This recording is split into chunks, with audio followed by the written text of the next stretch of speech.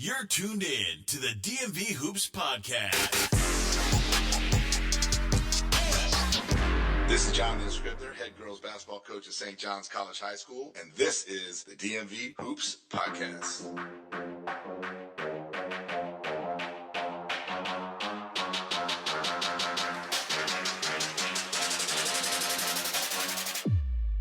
Welcome to the DMV Hoops Podcast, the DMV's home for high school basketball. Hosted by Kurt Cross and featuring Chelsie Cross. We bring you the latest news, interviews, rankings, recruiting buzz, and standout performances from the public and private school basketball scene across Washington, D.C., Maryland, and Virginia. Stream us on Spotify, iHeartRadio, Apple Podcasts, Amazon Music, Buzzsprout, YouTube, and everywhere podcasts are heard. Now, let's get into it. Here's your host, Kurt Cross. Ladies and gentlemen, welcome to the DMV Hoops Podcast. Once again, I am Kurt Cross. She is Chelsie Cross. We're here at the Capital Hoops Summer League at DeMatha. Before I bring on my guest, one thing I will tell you is this right here is the reason why we're here. This is the reason why Summer League is so important. You've got last year's Summer League champs playing a private school, playing a public school, and the public school right now is handling theirs on the court with the former champs who have a player over there who's one of the top players in the region. However, let's bring on a gentleman. I don't even have an interview card for him. I know this guy. I not only was at his wedding, I produced his wedding. I've known him probably 15 years, maybe 20, something like that. Ladies and gentlemen, please welcome to the podcast, Mr. Chase Rieder. Chase, what's up? Curtis, thanks for having me. Very excited to do this, and this is my first time here at DeMatha for the Capital Hoops Summer League, so super excited to experience all of this. Chase, let's talk. Northwest High School, WJ. WJ is where you wanted to be. Yep. That's where you are. Year number one was last year. You got in a little bit too late. You got the job a little too late to come to Summer League last year. You found your way here this year. Why does Coach Rieder want this smoke right here? Yeah, it's a great question. At Northwest, we never thought about even coming here to DeMatha for the Summer League. We just did the Montgomery County leagues. When I got the job at Walter Johnson High School last year, Mark reached out to me, congratulating me, and he told me they had one spot left and he would need an answer in the next 24 hours. And I told him it was too soon, but we'll see how we do during the season. And if I think we're ready for it, we'll be back next year. We'll come next year. So after the season, we had a very successful season, and I reached back out to Mark and I said, put WJ on the wait list, and here we are. Here's the thing. With no slight to public school ball, the Montgomery County Summer League is not going to get you where you want to go. Correct. Right? There's some great teams. You got Blake, you got Kennedy, you've got Whitman. They're always in the mix. Don't count out Coach Harwood, right? Right. We just had Howell on here from Blake, and he talked about you as one of the teams that needs to factor in. But Montgomery County alone, you can't get better playing Blair 6 times in a year, right? You got to come out here and play Clinton Grace or Concordia or DeMatha or John Carroll, right? So what do you hope your team gets out of this 6-7 week period? Yeah, like you said, just the experience. We're not going to see any competition like this throughout the regular season. So when we got the schedule, we're looking, and tonight we play against Virginia Academy. We don't know anything about Virginia Academy. You can't really recruit, right? I mean, you can't really scout, right? No, not at all. So we're coming in blind. The only scouting we do is we just look at the box score from what they've done before, and the write-ups that Mark and the staff do after every game. So that's the only scouting that we have, and we just come out and compete. And like I said, it's a totally different level of basketball. Last year, our first scrimmage was against Bishop Ironton, and that was a good wake-up for me and our team. Why would you do that to yourself?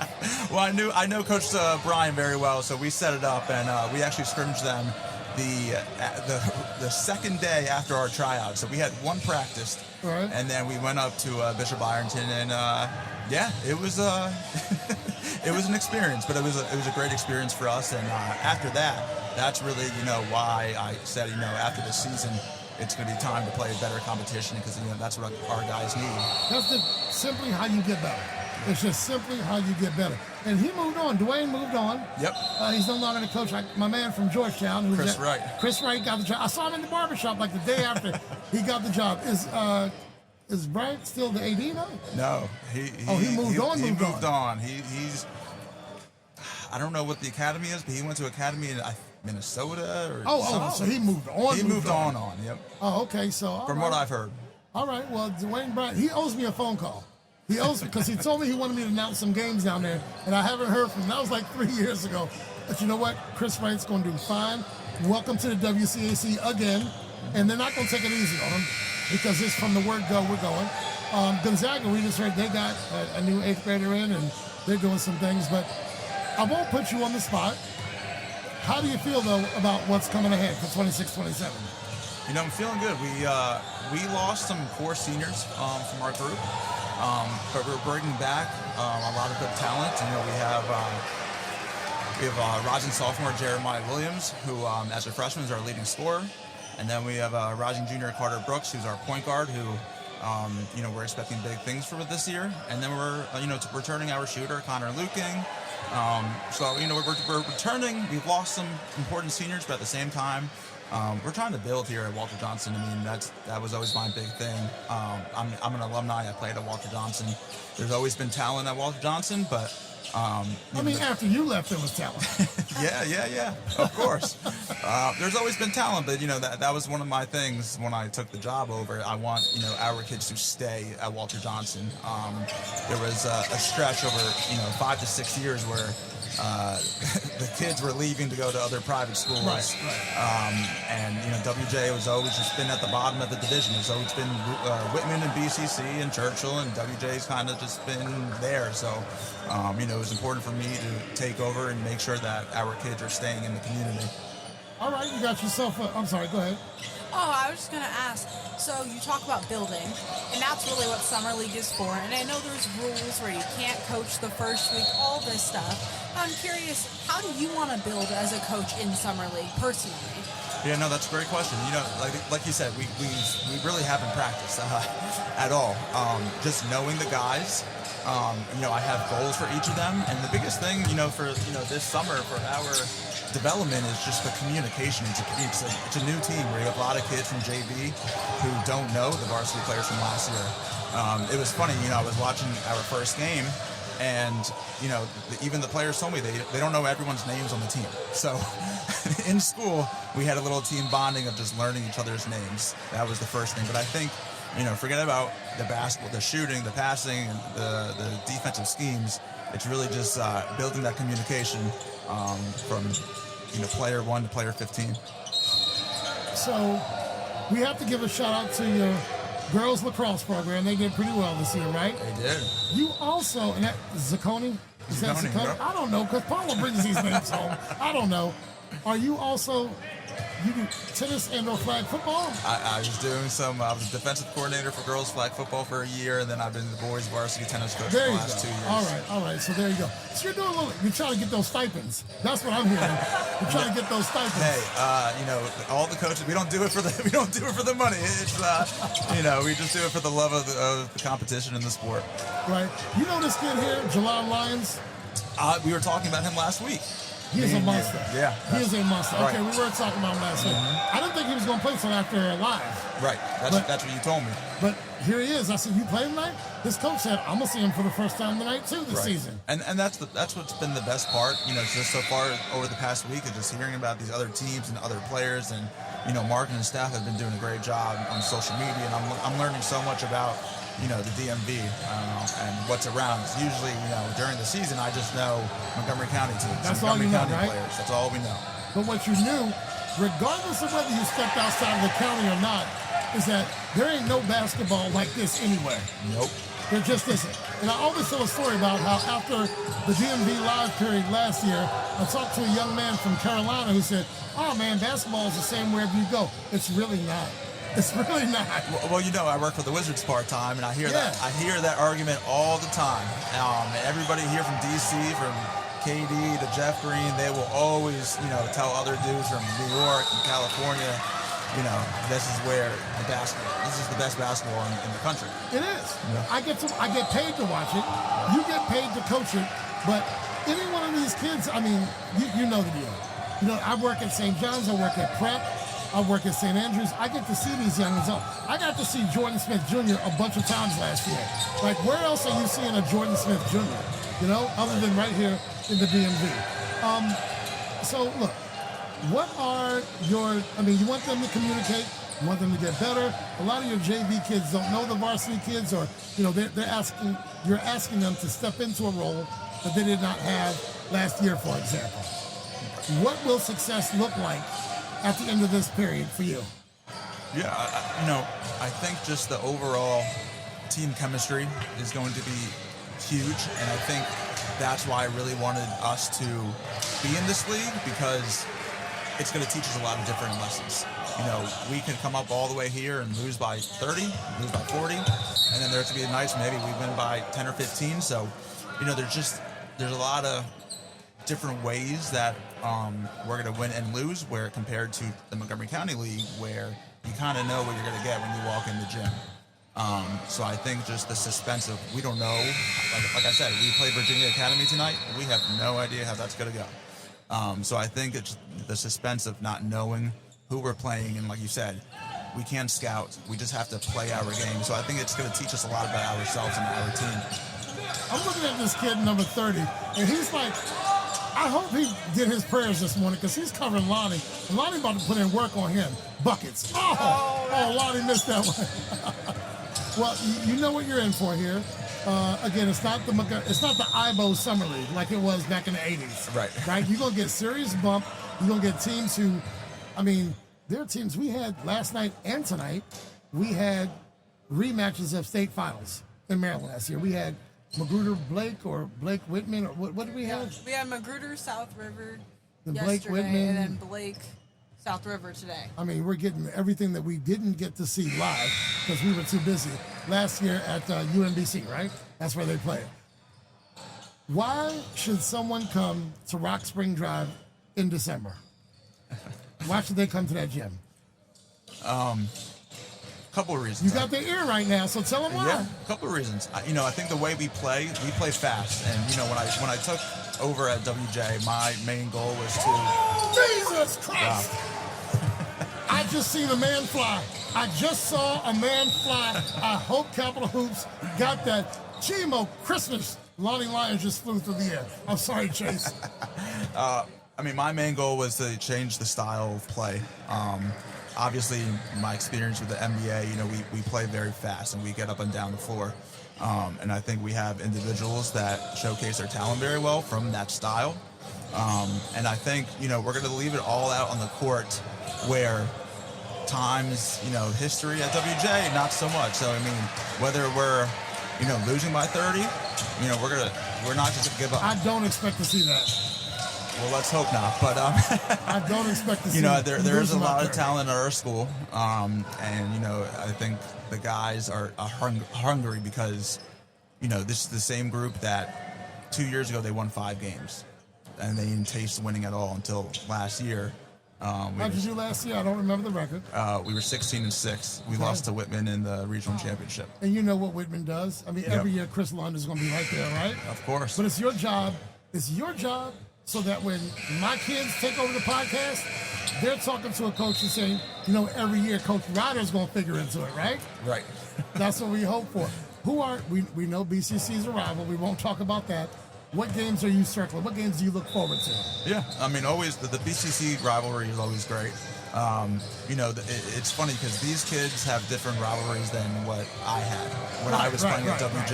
Right. When I was playing at WJ, it wasn't really BCC. It was Churchill Whitman, which still is. But the boys, they look forward to the BCC game. Everybody in our division really much. We look forward to playing Whitman. We know it's always going to be a tough game. We look forward to playing Churchill. I wish we had Blake, but we don't. You want to be the best, you want to play the best. Right. But everyone in our division is always tough. Woodin over there is playing against Meade. Woodin has been historically very decent, and I know last year they were young.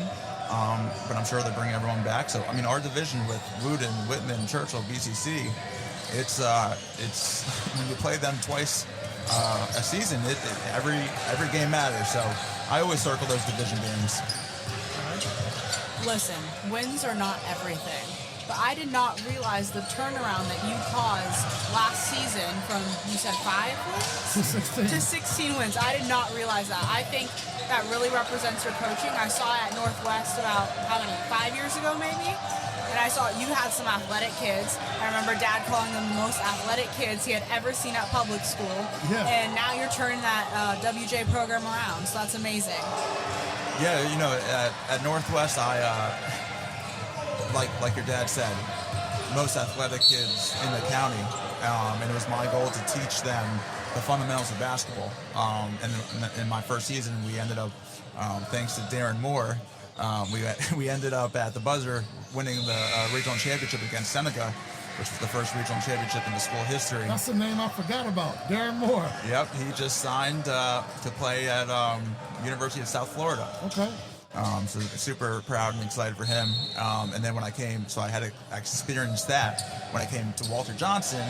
I have all the fun, I have the kids now who are fundamentally sound, but it's a total opposite.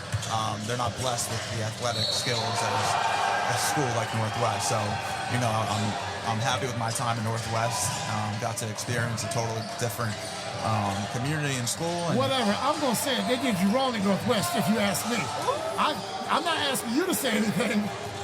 Look, I don't work for MCPS anymore. Oh, here we go. Man's about to fly again. Jelon Lyons. Look, I no longer coach at MCPS. I stopped coaching 10 years ago. Y'all did my man Chase Rieder wrong. That's all I'm saying. But he's here now, WJ. We love that he's at WJ. He's alum at WJ. And I get to hear Paula talk about Coach Rieder all the doggone time because y'all work in the same building. And look, I'm not paying to come see your game. I can get in with her MCPS pass. Of course. Because she gets one guest. So I'm the plus one. But now you had a different situation at Northwest. It was a tougher socioeconomic situation. So you did a lot with those kids. And I'm going to be the one to say it on the podcast. It's tough to get a socioeconomic school that's has a different demographic to buy into. You don't look like them. It's hard to get them to do that, and they did. So kudos to you for that. But here you are at WJ, and I ain't going to dog Northwest, but y'all should still have Chase Rieder up there. I'm just letting y'all know. Y'all should. Anyway, what do you want folks to know about your program? I want people to know that, I take this very serious. Like you said, we get paid to coach. When you do the math. Do you though, Coach? Do you, Chase? So apparently, I don't know if I see it in the paycheck, but allegedly we get paid to coach. But I've never coached. When I got into coaching, it was never for the money. It was just because the love I have for basketball and the love I have for coaching. It's really important that seeing the growth in the students on and off the court. That's my biggest thing. Just seeing. Last year we did a couple of charity events, and we had a lot of team bonding activities that they've never experienced before. Because I think some coaches really just stress the basketball part and on the court stuff. And I make it more of a, like I said, I'm just so used to being with the Washington Wizards for the past 19 seasons and seeing what they do. So I implement a lot of different and new ideas to the program. They got that number 1 pick down there, don't they? Yes, we do. Okay, all right. How are you going to balance a family life, teaching, basketball, and the Wizards? You going to find a way? I try. The winters are, they're tough. I don't get a lot of sleep. Kudos to my wife who puts up with it, but thank God she loves basketball as much as I do. The last time I saw her, she was in a magazine. Yes. Right? The last time I saw both of you was in a magazine, just so you know. But and y'all are both WWE fans, right? Huge WWE fans. You remember that, right? They got introduced to WWE music, I think, right? We just got back from WrestleMania a couple weeks ago. Oh, my goodness. In Vegas. Here's the thing. I haven't watched wrestling in probably 20, 25 years. One of my friends had sweet tickets to Monday Night Raw like 15 years ago, and I went. But We watched the Royal Rumble or something, I think, last summer. It was so good. It was like the best wrestling I've ever seen. It's a great event, and So I think Netflix had it for free, not a pay-per-view. Netflix has it so now. we turned it on, yeah. And now it's on ESPN. So I mean, it's changing, and it's big time. Getting Royal a lot more Rumble, audience. or did I watch SummerSlam? When's the Royal Rumble? Is that in the summer as well? That's in January usually. So maybe that's what we watch. Or did we watch SummerSlam? So SummerSlam is coming up, right? Yep. Woo! It's going to be on Netflix? In August on Netflix. Yep. So we will probably have to watch it. Because we had a lot of fun watching. Yeah. It was the one where everyone went into the ring one by one. Yep, 30. There's What 30 was that? people Royal Rumble, yep. So that was January. Yeah, yes. So that's what we watched. Okay, I mean, dog, everybody went into the ring one by one. This Bama hitting this Bama. And the guy who we wanted to win did not win. Yeah. Who won that one? Roman Reigns won the Rumble, and then he ended up just beating CM Punk at WrestleMania. And Reigns has been there for a while, right? Yeah. Uh-huh. Okay, He was but the face. somebody came back. Brock Lesnar. Was it Brock who was in it? Yes. We saw that. We watched it. Adam did not like it. Me, Paula, and Chelsea were like, we couldn't stop watching it, right? And I'm not a wrestling guy. Right, but once you get a taste of it, it becomes addicting. I'm a Tony Atlas, Paul Orndorff kind of guy, like from the 80s. Like Channel 5 at 11 a.m., Rocky Johnson and all them guys. That's what I watch. Okay. So you know where I'm coming from. This is before you were born. Chase, you're not 40, right? No.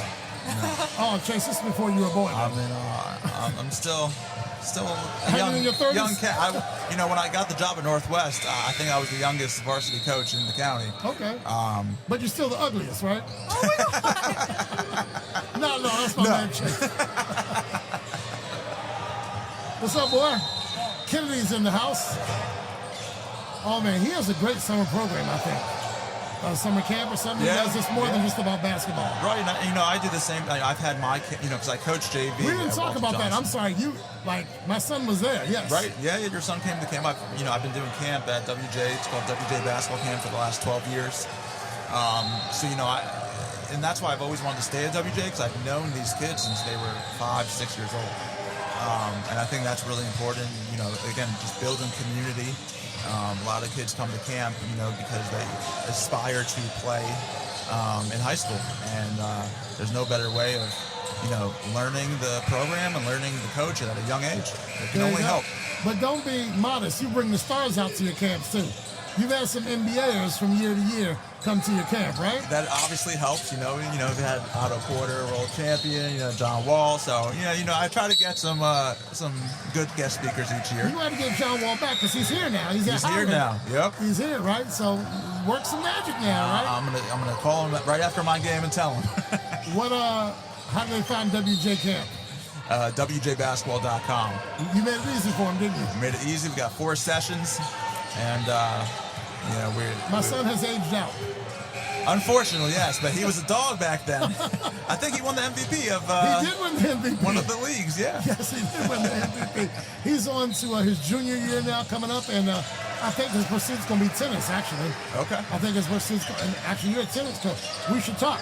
I'm going to get him lessons this summer, but maybe he needs to talk if you have time. I don't know what kind of time you have. Yeah, I don't know how I do it. Like I said, there's not a lot of sleep, but again, I'm blessed. I do what I love, and I can't complain about anything.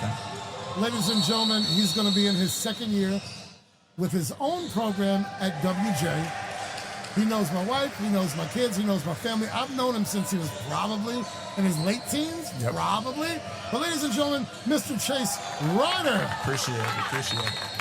And that'll do it for this episode. You were episode like number 97, I don't know, of the DMV Who's podcast. Ladies and gentlemen, make sure you catch us on Spotify and all the outlets. This will be out on Friday, May 29th. You'll be released. Ladies and gentlemen, Chase Rieder. Thanks for listening, y'all. Appreciate you guys. Thanks for tuning in to the DMV Hoops podcast, your home for high school basketball coverage across the DMV. Be sure to subscribe, follow, and share the show on Spotify, Apple Podcasts, iHeartRadio, Amazon Music, YouTube, Buzzsprout, and everywhere podcasts are heard. Follow us on Instagram and X at DMV Hoops Podcast. The DMV Hoops Podcast is hosted by Kurt Cross, featuring Chelsea Cross. Thanks for listening.